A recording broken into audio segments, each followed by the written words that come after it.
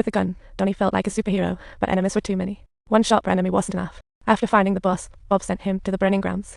The enemy used the chicken cannon. Not knowing the sniper's location, it might be a lucky shot, so the two gun kings quickly informed HQ. Seeing the area explode like a festival, the commander cut communications and dumped them, fearing the enemy would find out about the secret party. The enemy sent helicopters to drop white balls on the summit. After dodging shots, the two soldiers fired back, as if in a game.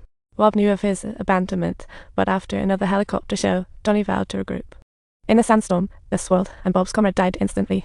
No time for goodbye as a helicopter approached. He opened his bag to find a Barrett, ready to aim and take out the helicopter. 1, 2, 3 shots. They danced with bullets till Bob hit the helicopter's heart. 3 years later, disheartened, Bob retreated to the mountains, living with his big dog, reminiscing about the near-fiasco mission. They teamed up against the enemy and a flying machine, knocking out 70 Air forces. Gaming the system. The enemy fled. After Bob retired, their commander vanished, becoming an invisible man 2 weeks later. The black gentleman, Shink Xiao, knew Bob was a patriot, but that day he almost ended up in a spit war with him. Shink Xiao tossed a box with his highest honor medal. Bob laughed. You can't just get this anytime. His father also had one, like stars aligning. After 5 minutes, Shink Xiao told Bob they cracked an anonymous code. In the next 2 weeks, someone is planning to assassinate the president, who will appear in public 3 times. It sounds like a countdown according to intercepted messages. The assassin aimed to kill the president from a mile, seeing Bob as the top marksman.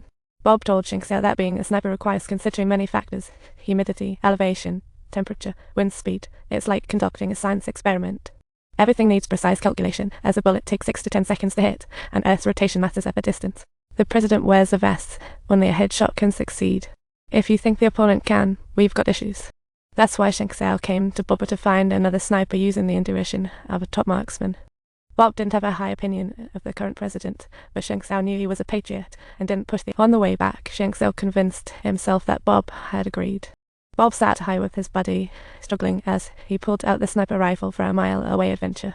He planned to set up the iron coffin a mile away, a distance Bob had never even attempted. Bob had a habit of changing the firing pin after using the gun, ensuring no one could catch him with it. These days, he asked the pet company to care for his pets, then boarded a plane to Washington to scout sniper spots for the president's speech. Next stop, Baltimore, but strong winds hindered his move, so Philadelphia. Philadelphia was lined with tall buildings, so Bob deemed it the best bet, devising his sniper strategy. Baltimore has few tall buildings, but strong winds, and Washington was nearly a suicide mission. Only Philadelphia could snipe from 1,800 yards away. 6 perfect sniping spots, bullet flight time 5 to 6 seconds, fire when president speaks, just like a movie. The colonel thanked Bob, hoping he'd be the observer, ensuring smooth operations, talk about easy gains. Bob, the patriot, was understood by the colonel with the same medal as his father, leaving stylishly. This was the venue for the president's speech in Philadelphia, where 6 teams of 3 were strategically hidden, like a spy movie. A portly officer showed up, and the colonel introduced him to Bob. The current speaker was the big star from Ethiopia, who had just received a medal.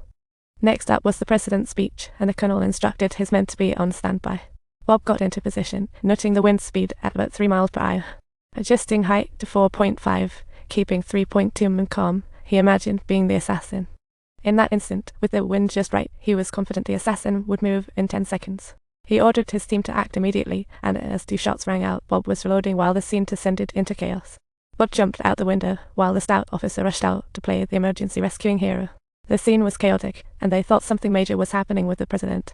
It turned out this was all part of the colonel's master plan. He orchestrated everything simply to pin the assassination blame on Bob. They had raided Bob's hideout, stolen his sniper rifle, and placed it at the scene, like a drama queen at play. Bob quickly departed and encountered a young federal agent on the way. The rookie had just started working and was no match for a special forces soldier. The hefty officer arrived and proudly told the rookie he hit the assassin with 2 shots, like a garbage collector cleaning up the mess. Bob drove off in the agent's car as the police began their pursuit, with patrol cars and helicopters searching everywhere. The portly officer broadcast Bob's physical traits, sounding like he was snitching on him in some TV drama. Down the line, the federal agent structurally had a first aid kit, so he quickly bandaged himself up. But soon, the car was discovered, leading to a fierce street chase in the boiling city, with multiple police cars already on the opposite side. Bob slammed the gas, being backward through bullets, fearlessly into the raging river. The officers conducted a dive search, only finding the black sedan, but no sign of Bob.